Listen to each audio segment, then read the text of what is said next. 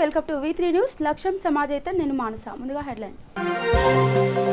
శ్రీశైలం ప్రమాద స్థలాన్ని పరిశీలించిన జెన్కో CMD. ప్రాణ నష్టం పట్ల ఆవేదన వ్యక్తం చేసిన ప్రభాకర్ రావు.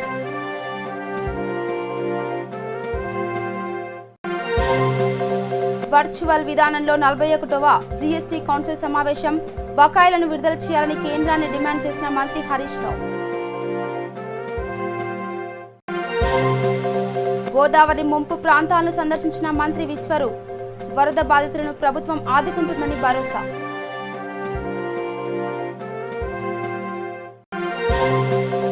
జగిత్యాల జిల్లాలో అభివృద్ధి పనులకు శంకుస్థాపన చేసిన మంత్రి కొప్పుల. టీఆర్ఎస్ పాలనలోనే రాష్ట్ర సమగ్ర అభివృద్ధి సాధ్యమన్న మంత్రి. హుజూరాబాద్ లో 100 ఎకరాల్లో పంట నష్టం. దెబ్బతిన్న పంటలను పరిశీలించిన CLP బృందం.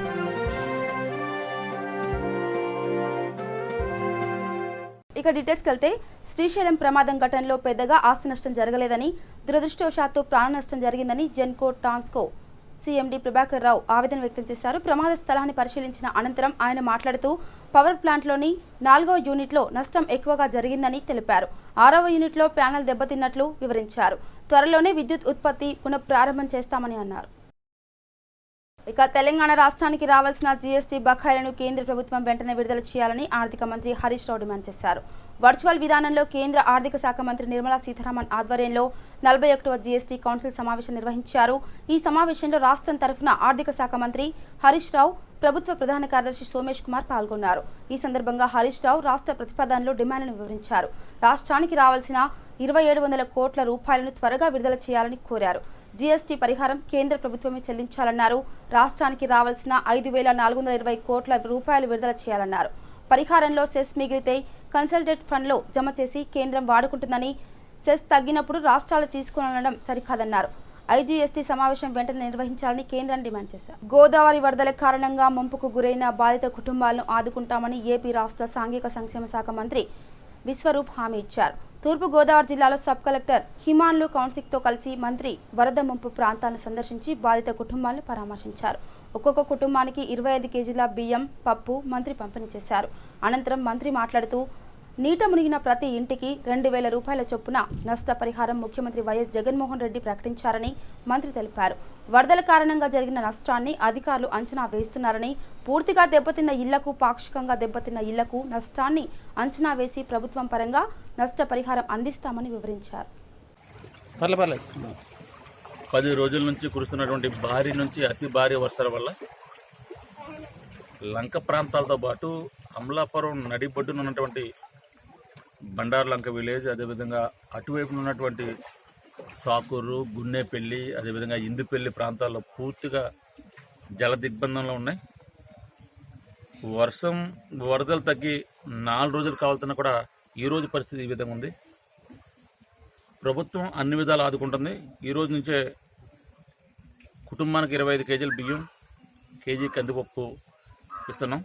అదేవిధంగా నష్టపరిహారాన్ని అంచనా చేస్తున్నారు. ప్రతి ఇంటికి నీట ములిగిన ప్రతి ఇంటికి 2000 రూపాయలు ఇస్తారని గౌరవ ముఖ్యమంత్రి వైఎస్ జగన్మోహన్ రెడ్డి గారు ప్రకటించున్నారు.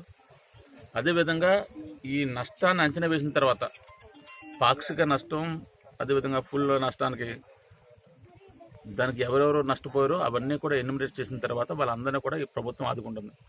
అదేవిధంగా దీని శాశ్వత పరిష్కారం కింద కౌశిక డ్రైన్ స్టాగ్నేట్ అవడం వల్ల ఈ 6 విలేజ్లు మునిగిపోతున్నాయో సబ్ కలెక్టర్ గారు చూశారు. మేము కూడా గతంలో కూడా కొన్ని ప్రపోజల్ ఇచ్చాం. ఇరిగేషన్ అధికారులు దానికి సంబంధించినటువంటి ఎస్టిమేట్లు కూడా ఇవ్వడం జరిగింది. రేపే ఇరిగేషన్ అధికారులతోటి ఇంకో మీటింగ్ ఏర్పాటు చేసుకుని అవసరమైతే ఈ సంవత్సరం దాన్ని గౌరవ ముఖ్యమంత్రి జగన్మోహన్ రెడ్డి గారి దృష్టికి తీసుకెళ్లి దాన్ని శాంక్షన్ చేయడం వల్ల వచ్చే సంవత్సరం కల్లా కనీసం అట్లీస్ట్ ఈ ప్రాబ్లం రాకుండా వచ్చే సంవత్సరం వర్షాకాలం లోపు సమ్మర్లోనే దాన్ని ఓపెన్ చేసి ఆ కౌశిక డ్రైన్ క్లియరెన్స్ ఇస్తే ఆ వాటర్ అంతా కూడా అలవరం మండలం మీదుగా సముద్రంలో కలిసి అవుతుంది. కాబట్టి ఏదైతే స్టక్ అయిందో ఆ స్టక్ అయిన దాన్ని క్లియర్ చేయడానికి ప్రపోజల్ తయారు చేసి గౌరవ ముఖ్యమంత్రి గారి తీసుకెళ్లి దాన్ని శాంక్షన్ చేయడం జరుగుతుంది. విజయవాడ క్యాంపు కార్యాలయంలో ఇరిగేషన్ అధికారులతో మంత్రి అనిల్ కుమార్ సమావేశం నిర్వహించారు. RRR స్కీమ్ కింద రాష్ట్రంలో ఉన్న MI టాంక్స్ మీద మైనర్ ఇరిగేషన్ కాడా అధికారులతో చర్చించారు. టీఆర్ఎస్ పాలనలోనే తెలంగాణ సమగ్ర అభివృద్ధి జరిగిందని సంక్షేమ శాఖల మంత్రి కొప్పుల ఈశ్వర్ పేర్కొన్నారు. జగిత్యాల జిల్లా పెగడిపల్లి మండలంలోని పలు గ్రామాల్లో 1,12,00,000తో చేపట్టనున్న అభివృద్ధి పనులకు ఆయన శంకుస్థాపన చేశారు. అనంతరం హరితహారం కార్యక్రమంలో భాగంగా మొక్కలు నాటారు. సమైక్య రాష్ట్రంలో 60 ఏళ్లలో జరగని అభివృద్ధి ప్రత్యేక రాష్ట్రంలో సీఎం కేసీఆర్ కేవలం 6 ఏళ్లలో చేసి చూపారని అన్నారు. ప్రజలకు ఇచ్చిన హామీలను నెరవేరుస్తూ రాష్ట్రాన్ని అభివృద్ధి సంక్షేమ రంగాల్లో ముందుంచుతున్న ఘనత సీఎం కేసీఆర్కే దక్కుతుందని పేర్కొన్నారు. గ్రామాల్లో సమస్యల పరిష్కారానికి స్థానికులు చొరవ తీసుకోవాలని సూచించారు.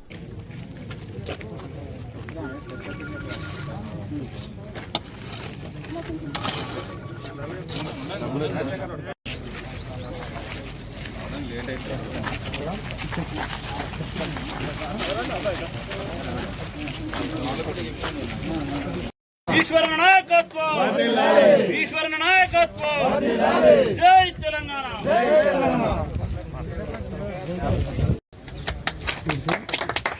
జై తెలంగాణ ఈశ్వర నాయకత్వం ఈశ్వర నాయకత్వం జై తెలంగాణ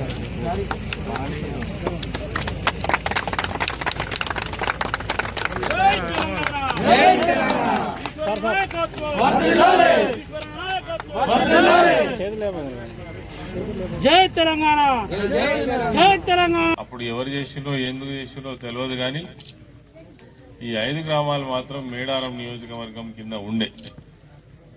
మరి మొట్టమొదటిసారిగా నేను పుణ్యం వల్ల కావచ్చు, మీ అందరి ఆశీర్వాదం వల్ల కావచ్చు, ఎమ్మెల్యేగా ఎన్నికైన తర్వాత నాకు ఇక్కడ నుంచి చాలా మంది పాత మిత్రులు ఇక్కడ ఉన్నారు. చాలా మంది ఈ ఊరు వాళ్ళు రాజేశ్వరరావు గారు కానీ, తర్వాత రాజేంద్రరావు గారు కానీ చాలా మంది ఒక్కసారి మా ఈ 5 ఊళ్ళకు నువ్వు రావాలి, ఈ 5 ఊళ్ళల్లో ఇప్పటి వరకు మాకు ఎమ్మెల్యే అంటే ఎట్లుంటుందో తెలియదు, అభివృద్ధి అంటే ఎట్లుంటుందో తెలియదు, ఒకసారి రావాలని చెప్పేసి ప్రత్యేకంగా నన్ను ఇక్కడికి ఆ 2004 ప్రాంతంలో మొదటిసారి గెలిచినప్పుడు తోలుకొచ్చిన విషయం ఈ సందర్భంగా నేను గుర్తు చేస్తున్నా. అది మన మొదటి సంబంధం. వచ్చినప్పుడు నాకు చెప్పినటువంటిది 2-3 ముఖ్యమైన పనులు చెప్పిండ్రు. ఒకటి, మాకు ఎల్లాపూర్లో సబ్ స్టేషన్ లేక చాలా గోసైతున్నది, ఒక్క సబ్ స్టేషన్ ఎట్టైనా మంజూరు చేస్తే బాగుంటుందని ఒక విషయం చెప్పిండ్రు. అదేవిధంగా ఒక ఊరికి కనీసం లింకు లేదు, ఒక రోడ్డు మాకు మంజూరు చేసినట్టయితే బాగుంటుందని, అదేవిధంగా ఈ 5 గ్రామాలకు కూడా మంచినీటికి చాలా గోసైతున్నది, మంచినీళ్ళ ఏర్పాటు చేసినట్టయితే నువ్వు ఎమ్మెల్యే గెలిచినందుకు ఇక్కడికి వచ్చినందుకు నిజంగా కూడా మాకు ఈ 3-4 పనులు చేసినట్టయితే చాలా బాగుంటుందని చెప్పేసి ఆ రోజు నాయకులు కోరితే వెంటనే అతి తక్కువ సమయంలో మనం ఇక్కడ మరి సబ్ స్టేషన్ మంజూరు చేసుకున్నాం. అదేవిధంగా దీన్ని రింగ్ రోడ్ అంటాం. మనం అన్ని గ్రామాలను కలిపేటువంటి ఒక రింగ్ రోడ్డు, బీటీ రోడ్డు మంజూరు చేసుకున్నాం. ప్రతి గ్రామానికి ఇలా మనం నవ్విన బావే మిషన్ భగీరథ నీళ్లు వచ్చేదాకా ఆ నీళ్లే తాగుతున్నాం. దాదాపు పైప్ లైన్లతో సహా 5 గ్రామాలలో మనం చేసుకున్నాం. అదేవిధంగా చెరువు బాగా చేసుకున్నాం. తర్వాత ఇందాక మా రవి ప్రాజెక్టుల గురించి చెప్తుంటే, నీళ్ల గురించి చెప్తుంటే నాకు ఈ గ్రామానికి సంబంధించిన విషయం కూడా గుర్తుకొచ్చింది. అంతకుముందు మరి నీళ్లు లేవు, ప్రాజెక్టులు లేవు. మన తలాపుకున్నటువంటి ఎస్ఆర్ఎస్పి ప్రాజెక్టు నిండదా, ఆ నిండినా కానీ అవి మన దాకా వస్తాయా రావా అనేటువంటి మన ప్రభుత్వం కూడా కాదు. ఆ రైతులకు చెప్పిన నేను ఇటీవల కురిసిన భారీ వర్షాలు అన్నదాతలకు అపార నష్టం కలిగించాయి. కరీంనగర్ జిల్లా వీణవంక మండల పరిధిలోని కృష్ణాపూర్తో పాటు పలు గ్రామాల్లో పంట పొలాలు నీట మునిగాయి. 6 కాలం కష్టించిన పంట తమ కళ్ల ముందే నీటిలో మునిగిపోవడంతో బోరున విలపించారు రైతులు. ఈ నేపథ్యంలో సీఎల్పీ నేత బట్టి బృందం ఆధ్వర్యంలో చేపట్టిన ఆసుపత్రుల సందర్శన యాత్రలో భాగంగా వర్షాలకు దెబ్బతిన్న పంట పొలాలను పరిశీలించారు. కొద్దిపాటి వర్షానికే వరదలు వచ్చి పంటలు దెబ్బతింటున్నాయని బట్టికి తమ గోడును వెళ్లబోసుకున్నారు.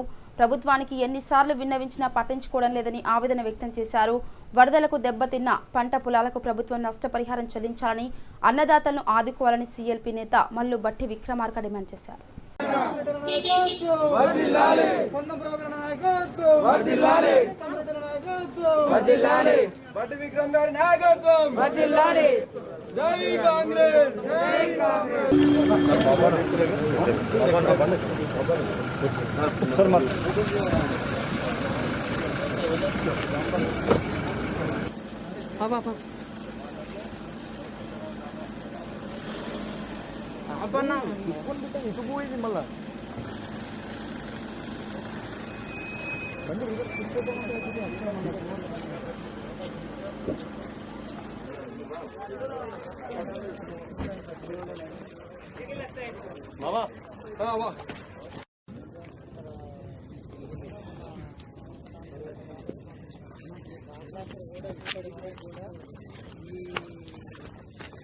వచ్చిన కాడికి ఇంతవరకు రాలేదు.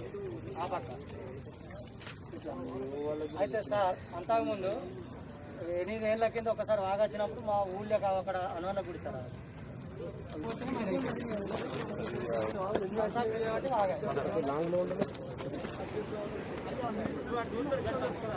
చెప్పు.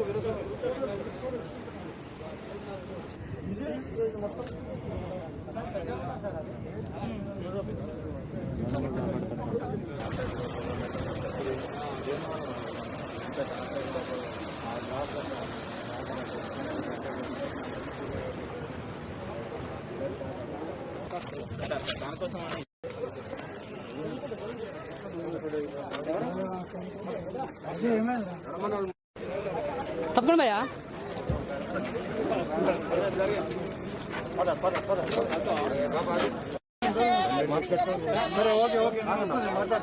కాంగ్రెస్ కోటేసి మొత్తం 4 ఉన్నా కానీ ఏమి అని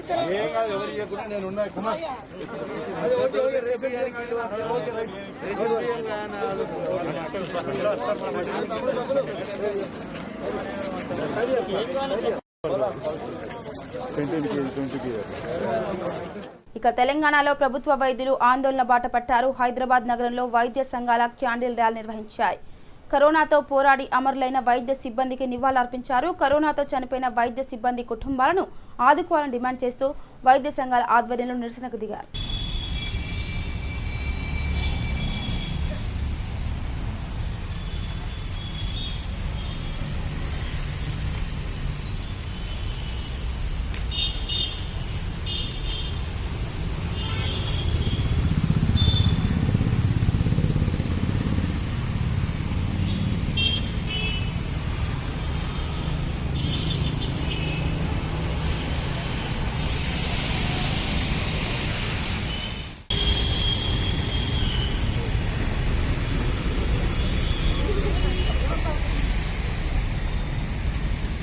స్వచ్ఛ తెలంగాణ కార్యక్రమంలో భాగంగా మంత్రి కేటీఆర్ ఆదేశాల మేరకు ఖమ్మం మున్సిపల్ కార్పొరేషన్లో ఏర్పాటు చేసిన పబ్లిక్ టాయిలెట్స్ ను మంత్రి పువ్వాడ అజయ్ కుమార్ ప్రారంభించారు. మున్సిపల్ కార్పొరేషన్ ఆధ్వర్యంలో నిర్మించిన మోడ్రన్ టాయిలెట్స్ ను మంత్రి ప్రారంభించారు.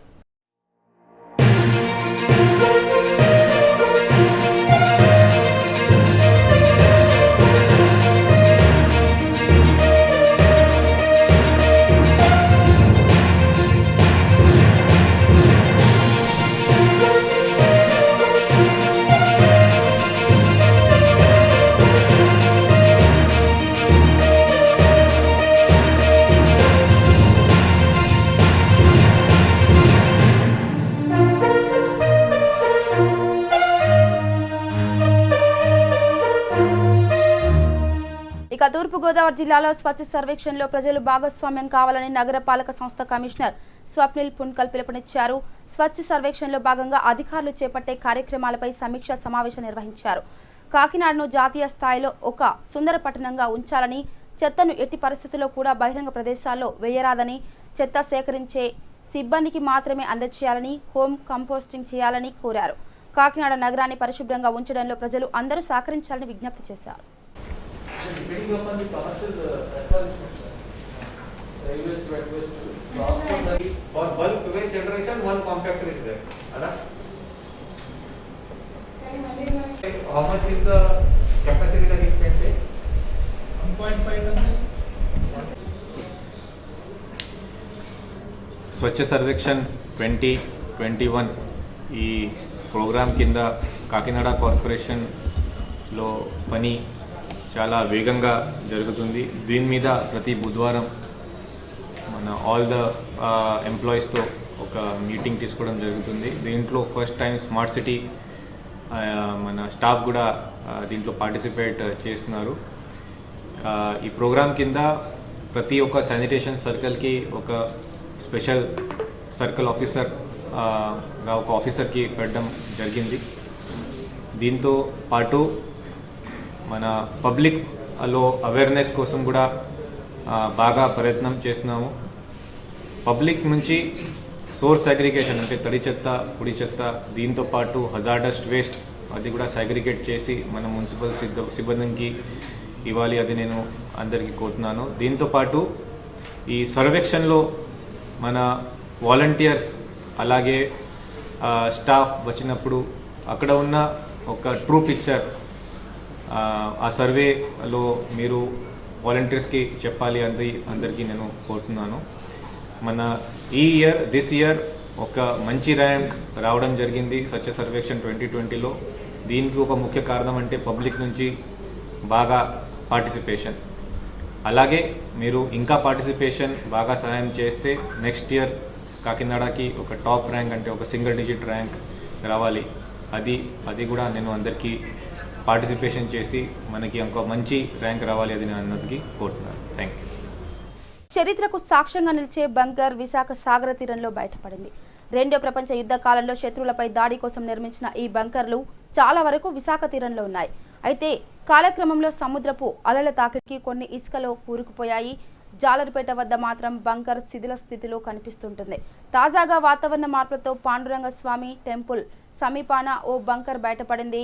రెండో ప్రపంచ యుద్ధంలో సముద్రపు గుండా వచ్చే శత్రువులపై దాడి చేసేందుకు సైనికులు ఈ బంకర్లను నిర్మించుకొని అక్కడి నుంచి దాడులను దిగునట్టు చరిత్రకారులు చెబుతుంటారు. ప్రాచీన నాగరికతకు ఆనవాలుగా చెప్పుకునే ఈ బంకర్ బయటపడడంతో విశాఖ వాసులు సందర్శిస్తున్నారు. కేవలం రెండో ప్రపంచ యుద్ధ సమయంలోనే కాదు, రాతి యుగంలో కూడా విశాఖలో నాగరికత ఉన్నట్టు చరిత్రకారులు పేర్కొంటున్నారు. ఇక ప్రాచీన చరిత్ర కలిగిన బంకర్ ఒకటి బయటపడడంతో సందర్శకులు ఆసక్తిగా తిలకిస్తున్నారు.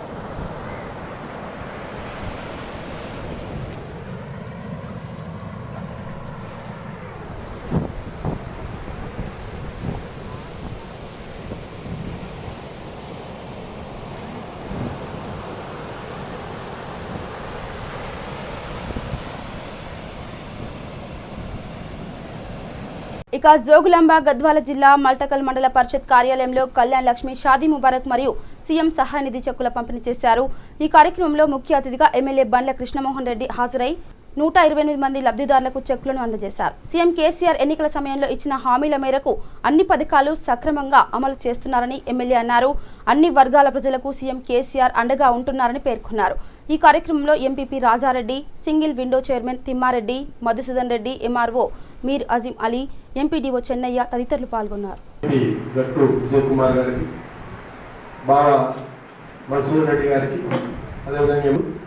కళ్యాణ లక్ష్మి అందుకోబోయే మీ అందరూ కూడా నా హృదయపూర్వక శుభాకాంక్షలు తెలుపుతూ ఈరోజు అంటే 74 సంవత్సరాలైంది స్వతంత్రం వచ్చి ఈ ప్రభుత్వం ద్వారా ఏ ప్రభుత్వాలు వచ్చినా ప్రజలకు అండగా నిలబడాలనే ఉద్దేశంతోన గత 6 సంవత్సరాల క్రితం మనం తెలంగాణ రాష్ట్రం ఏర్పాటైంది.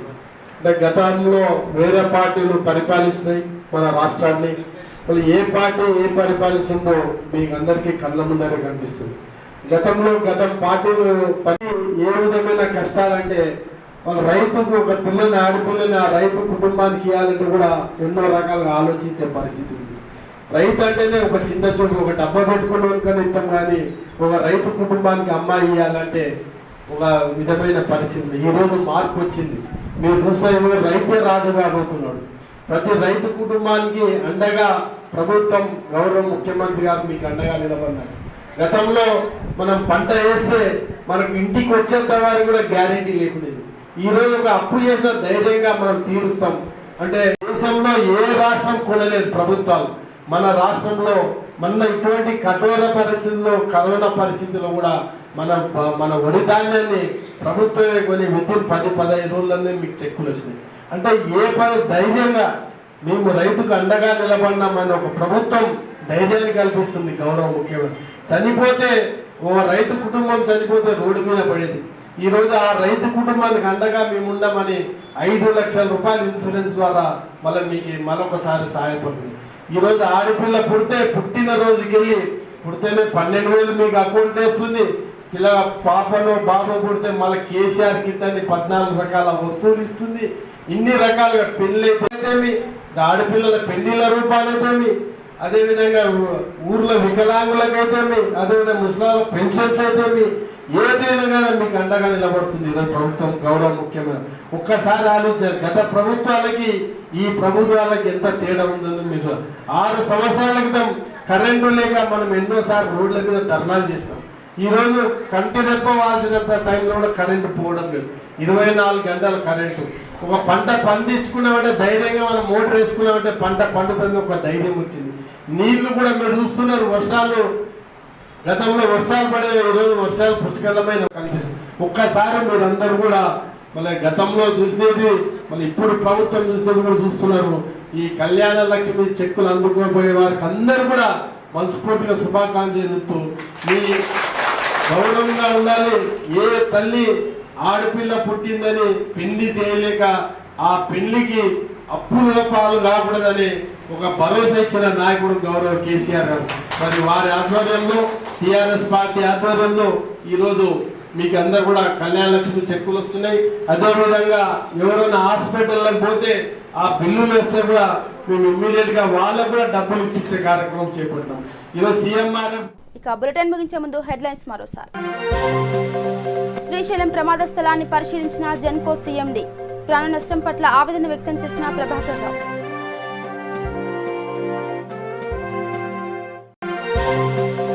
వర్చువల్ విధానంలో 41వ జీఎస్టీ కౌన్సిల్ సమావేశం. బకాయిలను విడుదల చేయాలని కేంద్రాన్ని డిమాండ్ చేసిన మంత్రి హరీష్ రావు. గోదావరి ముంపు ప్రాంతాలను సందర్శించిన మంత్రి విశ్వరూప్. వరద బాధితులను ప్రభుత్వం ఆదుకుంటుందని భరోసా.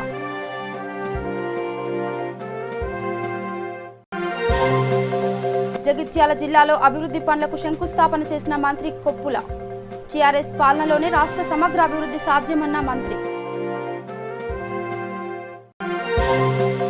హుజూరాబాద్ లో 100 ఎకరాల్లో పంట నష్టం. దెబ్బతిన్న పంటలను పరిశీలించిన సిఎల్పి బృందం.